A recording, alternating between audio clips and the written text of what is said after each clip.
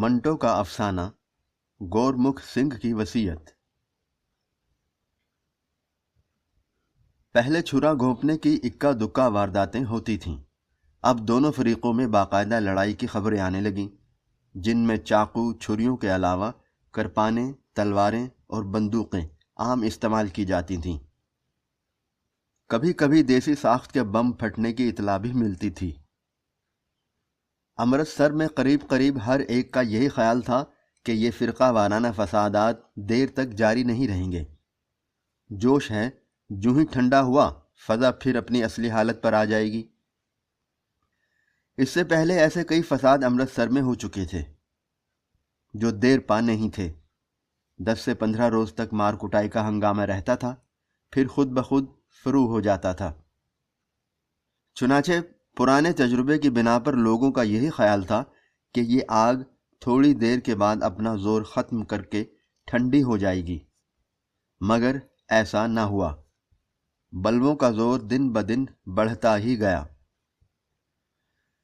ہندوؤں کے محلے میں جو مسلمان رہتے تھے بھاگنے لگے، اسی طرح وہ ہندو جو مسلمانوں کے محلے میں تھے اپنا گھر بار چھوڑ کے محفوظ مقاموں کا رخ کرنے لگے۔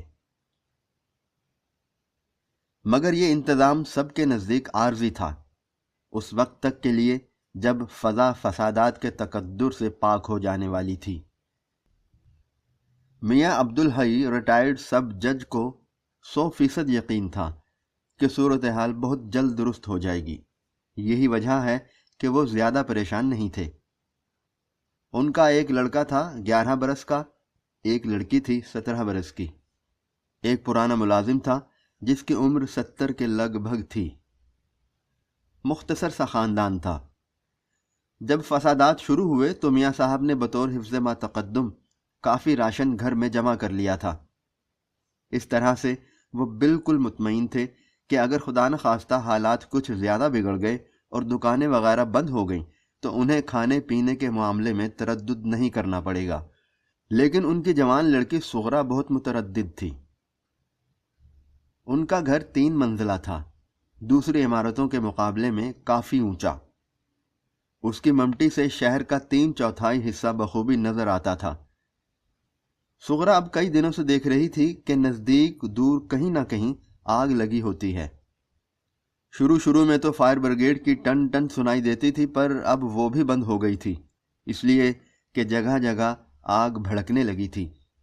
رات کو اب کچھ اور ہی سما ہوتا۔ گھپ اندھیرے میں آگ کے بڑے بڑے شعلے اٹھتے، جیسے دیو ہیں جو اپنے منہ سے آگ کے فوارے سے چھوڑ رہے ہیں۔ پھر عجیب عجیب سی آوازیں آتیں جو ہر ہر مہادیو اور اللہ اکبر کے نعروں کے ساتھ مل کر بہت ہی وحشت ناک بن جاتیں۔ صغرا اپنے باپ سے خوف و ہراس کا ذکر نہیں کرتی تھی، اس لیے کہ وہ ایک بار گھر میں کہہ چکے تھے کہ ڈرنے کی کوئی وجہ نہیں، سب ٹھیک ٹھاک ہو جائے گا۔ میاں صاحب کی باتیں اکثر درست ہوا کرتی تھیں، صغرا کو اس سے ایک گونا اطمینان تھا۔ مگر جب بجلی کا سلسلہ منقطع ہو گیا اور ساتھ ہی نلوں میں پانی آنا بند ہو گیا تو اس نے میاں صاحب سے اپنی تشویش کا اظہار کیا اور ڈرتے ڈرتے رائے دی کہ چند روز کے لیے شریف پورے اٹھ جائیں، جہاں اڑوس پڑوس کے سارے مسلمان آہستہ آہستہ جا رہے تھے۔ میاں صاحب نے اپنا فیصلہ نہ بدلا اور کہا، بیکار گھبرانے کی کوئی ضرورت نہیں، حالات بہت جلد ٹھیک ہو جائیں گے۔ مگر حالات بہت جلدی ٹھیک نہ ہوئے اور دن بدن بگڑتے گئے۔ وہ محلہ جس میں میاں عبدالحی کا مکان تھا مسلمانوں سے خالی ہو گیا، اور خدا کا کرنا ایسا ہوا کہ میاں صاحب پر ایک روز اچانک فالج گرا، جس کے باعث وہ صاحب فراش ہو گئے۔ ان کا لڑکا بشارت بھی، جو پہلے اکیلا گھر میں اوپر نیچے طرح طرح کے کھیلوں میں مصروف رہتا تھا، اب باپ کی چارپائی کے ساتھ لگ کر بیٹھ گیا اور حالات کی نزاکت سمجھنے لگا۔ وہ بازار جو ان کے مکان کے ساتھ ملحق تھا سنسان پڑا تھا۔ ڈاکٹر غلام مصطفیٰ کی ڈسپنسری مدت سے بند پڑی تھی۔ اس سے کچھ دور ہٹ کر ڈاکٹر گوران دتا مل تھے۔ صغرا نے شاہ نشین سے دیکھا تھا کہ ان کی دکان میں بھی تالے پڑے ہیں۔ میاں صاحب کی حالت بہت مخدوش تھی۔ صغرا اس قدر پریشان تھی کہ اس کے ہوش و حواس بالکل جواب دے گئے تھے۔ بشارت کو الگ لے جا کر اس نے کہا، خدا کے لیے تم ہی کچھ کرو، میں جانتی ہوں کہ باہر نکلنا خطرے سے خالی نہیں، مگر تم جاؤ، کسی کو بھی بلا لاؤ، ابا جی کی حالت بہت خطرناک ہے۔ بشارت گیا مگر فوراً ہی واپس آ گیا۔ اس کا چہرہ ہلدی کی طرح زرد تھا۔ چوک میں اس نے ایک لاش دیکھی تھی، خون سے تر بتر، اور پاس ہی بہت سے آدمی ڈھاٹے باندھے ایک دکان لوٹ رہے تھے۔ سغرا نے اپنے خوفزدہ بھائی کو سینے کے ساتھ لگایا اور صبر شکر کر کے بیٹھ گئی، مگر اس سے اپنے باپ کی حالت دیکھی نہیں جاتی تھی۔ میاں صاحب کے جسم کا داہنا حصہ بالکل سن ہو گیا تھا، جیسے اس میں جان ہی نہیں۔ گویائی میں بھی فرق پڑ گیا تھا اور وہ زیادہ تر اشاروں ہی سے باتیں کرتے تھے، جس کا مطلب یہ تھا کہ سغرا گھبرانے کی کوئی بات نہیں، خدا کے فضل و کرم سے سب ٹھیک ہو جائے گا۔ کچھ بھی نہ ہوا۔ روزے ختم ہونے والے تھے، صرف 2 رہ گئے تھے۔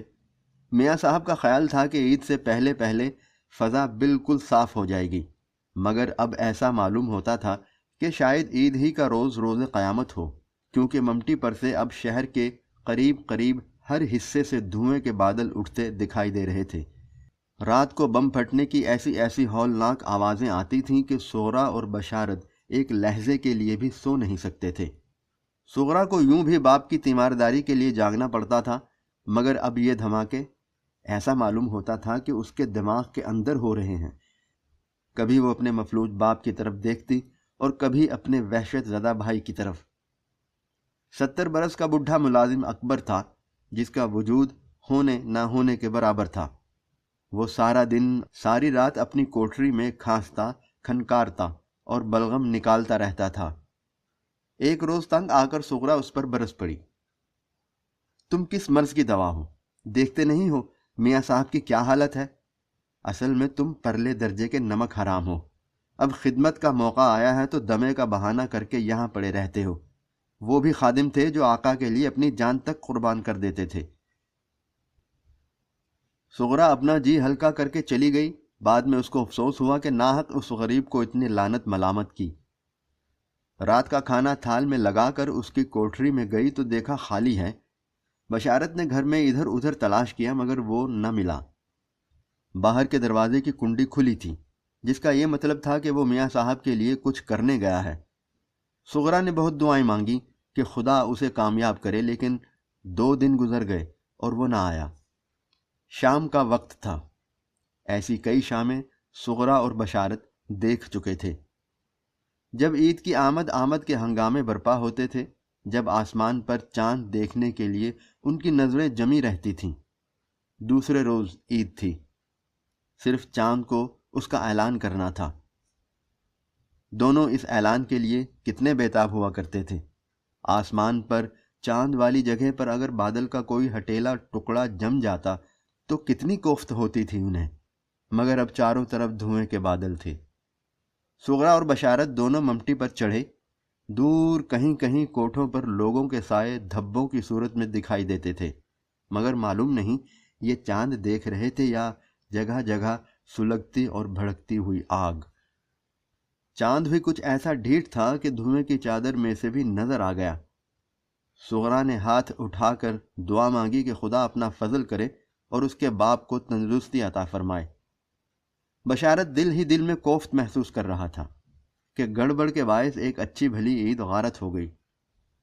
دن ابھی پوری طرح ڈھلا نہیں تھا، یعنی شام کی سیاہی ابھی گہری نہیں ہوئی تھی۔ میاں صاحب کی چارپائی چھڑکاؤ کیے ہوئے صحن میں بچھی تھی۔ وہ اس پر بے حس و حرکت لیٹے تھے اور دور آسمان پر نگاہیں جمائے جانے کیا سوچ رہے تھے۔ عید کا چاند دیکھ کر جب سغرا نے پاس آ کر انہیں سلام کیا تو انہوں نے اشارے سے جواب دیا۔ سغرا نے سر جھکایا تو انہوں نے وہ بازو جو ٹھیک تھا اٹھایا اور اس پر شفقت سے ہاتھ پھیرا۔ سغرا کی آنکھوں سے ٹپ ٹپ آنسو گرنے لگے تو میاں صاحب کی آنکھیں بھی نمناک ہو گئیں، مگر انہوں نے تسلی دینے کی خاطر بمشکل اپنی نیم مفلوج زبان سے یہ الفاظ نکالے: اللہ تبارک و تعالی سب ٹھیک کر دے گا۔ عین اسی وقت باہر دروازے پر دستک ہوئی۔ سغرا کا کلیجہ دھک سے رہ گیا۔ اس نے بشارت کی طرف دیکھا، جس کا چہرہ کاغذ کی طرح سفید ہو گیا تھا۔ دروازے پر دستک ہوئی میاں صاحب سغرا سے مخاطب ہوئے، دیکھو کون ہے؟ سغرا نے سوچا کہ شاید بڈھا اکبر ہو، اس خیال ہی سے اس کی آنکھیں تمتما اٹھیں۔ بشارت کا بازو پکڑ کر اس نے کہا، جاؤ دیکھو شاید اکبر آیا ہے۔ یہ سن کر میاں صاحب نے نفی میں یوں سر ہلایا جیسے وہ یہ کہہ رہے ہیں، نہیں، یہ اکبر نہیں ہے۔ سغرا نے کہا، تو اور کون ہو سکتا ہے ابا جی؟ میاں عبدالحی نے اپنی قوت گویائی پر زور دے کر کچھ کہنے کی کوشش کی کہ بشارت آ گیا۔ وہ سخت خوف زدہ تھا، ایک سانس اوپر ایک نیچے۔ سغرا کو میاں صاحب کی چارپائی سے ایک طرف ہٹا کر اس نے ہولے سے کہا، ایک سکھ ہے۔ سغرا کی چیخ نکل گئی، سکھ؟ کیا کہتا ہے؟ بشارت نے جواب دیا، کہتا ہے دروازہ کھولو۔ سغرا نے کانپتے ہوئے بشارت کو کھینچ کر اپنے ساتھ چمٹا لیا اور باپ کی چارپائی پر بیٹھ گئی اور اپنے باپ کی طرف ویران نظروں سے دیکھنے لگی۔ میاں عبدالحی کے پتلے پتلے بے جان ہونٹوں پر ایک عجیب سی مسکراہٹ پیدا ہو گئی۔ جاؤ، گورمکھ سنگھ ہے۔ بشارت نے نفی میں سر ہلایا، کوئی اور ہے۔ میاں صاحب نے فیصلہ کن انداز میں کہا، جاؤ سغرا، وہی ہے۔ سغرا اٹھی، وہ گورمکھ سنگھ کو جانتی تھی۔ پینشن لینے سے کچھ دیر پہلے اس کے باپ نے اس نام کے ایک سکھ کا کوئی کام کیا تھا۔ سغرا کو اچھی طرح یاد نہیں تھا، شاید اس کو ایک جھوٹے مقدمے سے نجات دلائی تھی، جب سے وہ ہر چھوٹی عید سے ایک دن پہلے رومالی سوئیوں کا ایک تھیلا لے کر آیا کرتا تھا۔ اس کے باپ نے کئی مرتبہ اس سے کہا تھا، سردار جی آپ یہ تکلیف نہ کیا کریں، مگر وہ ہاتھ جوڑ کر جواب دیا کرتا تھا، میاں صاحب واہ گرو جی کی کرپا سے آپ کے پاس سب کچھ ہے، یہ تو ایک تحفہ ہے جو میں جناب کی خدمت میں ہر سال لے کر آتا ہوں۔ مجھ پر جو آپ نے احسان کیا تھا اس کا بدلہ تو میری 100 پشت بھی نہیں چکا سکتی، خدا آپ کو خوش رکھے۔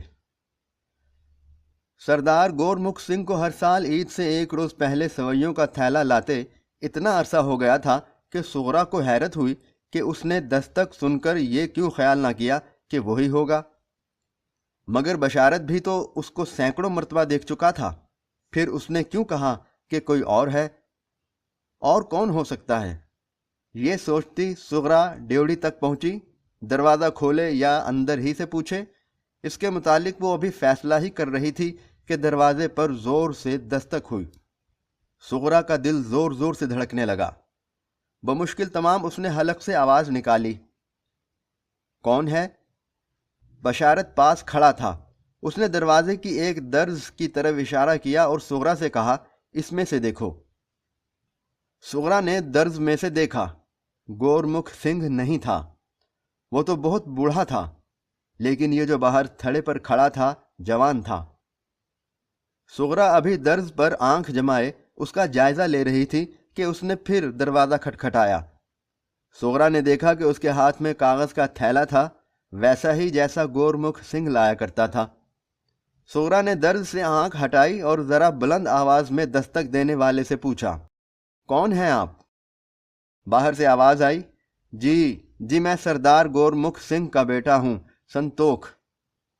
سغرا کا خوف بہت حد تک دور ہو گیا، بڑی شائستگی سے اس نے پوچھا، فرمائیے آپ کیسے آئے ہیں؟ باہر سے آواز آئی، جی جج صاحب کہاں ہیں؟ سغرا نے جواب دیا، بیمار ہیں۔ سردار سنتوکھ سنگھ نے افسوس آمیز لہجے میں کہا، اوہ۔ پھر اس نے کاغذ کا تھیلا کھڑکھڑایا، جی یہ سوئیاں ہیں، سردار جی کا دیہانت ہو گیا ہے، وہ مر گئے ہیں۔ سغرا نے جلدی سے پوچھا، مر گئے ہیں؟ باہر سے آواز آئی، جی ہاں 1 مہینہ ہو گیا ہے۔ مرنے سے پہلے انہوں نے مجھے تاکید کی تھی کہ دیکھو بیٹا، میں جج صاحب کی خدمت میں پورے 10 برسوں سے ہر چھوٹی عید پر سوئیاں لے جاتا رہا ہوں، یہ کام میرے مرنے کے بعد اب تمہیں کرنا ہوگا۔ میں نے انہیں وچن دیا تھا جو میں پورا کر رہا ہوں، لے لیجئے سوئیاں۔ سغرا اس قدر متاثر ہوئی کہ اس کی آنکھوں میں آنسو آ گئے۔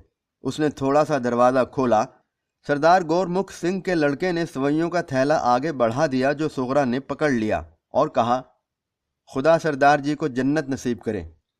گورمکھ سنگھ کا لڑکا کچھ توقف کے بعد بولا، جج صاحب بیمار ہیں؟ سغرا نے جواب دیا، جی ہاں۔ کیا بیماری ہے؟ فالج۔ اوہ، سردار جی زندہ ہوتے تو یہ سن کر انہیں بہت دکھ ہوتا۔ مرتے دم تک انہیں جج صاحب کا احسان یاد تھا، کہتے تھے کہ وہ انسان نہیں دیوتا ہیں، اللہ میاں انہیں زندہ رکھے، انہیں میرا سلام۔ اور یہ کہہ کر وہ تھڑے سے اتر گیا۔ سغرا سوچتی ہی رہ گئی کہ وہ اسے ٹھہرائے اور کہے کہ جج صاحب کے لیے کسی ڈاکٹر کا بندوبست کر دے۔ سردار گورمکھ سنگھ کا لڑکا سنتوکھ جج صاحب کے مکان کے تھڑے سے اتر کر چند گز آگے بڑھا تو 4 ڈھاٹا باندھے ہوئے آدمی اس کے پاس آئے۔ 2 کے پاس جلتی مشعلیں تھیں اور 2 کے پاس مٹی کے تیل کے کنستر اور کچھ دوسری آتش خیز چیزیں۔ ایک نے سنتوکھ سے پوچھا، کیوں سردار جی، اپنا کام کرائے؟ سنتوکھ نے سر ہلا کر جواب دیا، ہاں کر آیا۔ اس آدمی نے ڈھاٹے کے اندر ہنس کر پوچھا، تو کر دیں معاملہ ٹھنڈا جج صاحب کا؟ ہاں، جیسے تمہاری مرضی۔ یہ کہہ کر سردار گورمکھ سنگھ کا لڑکا چل دیا۔ سعادت حسن منٹو۔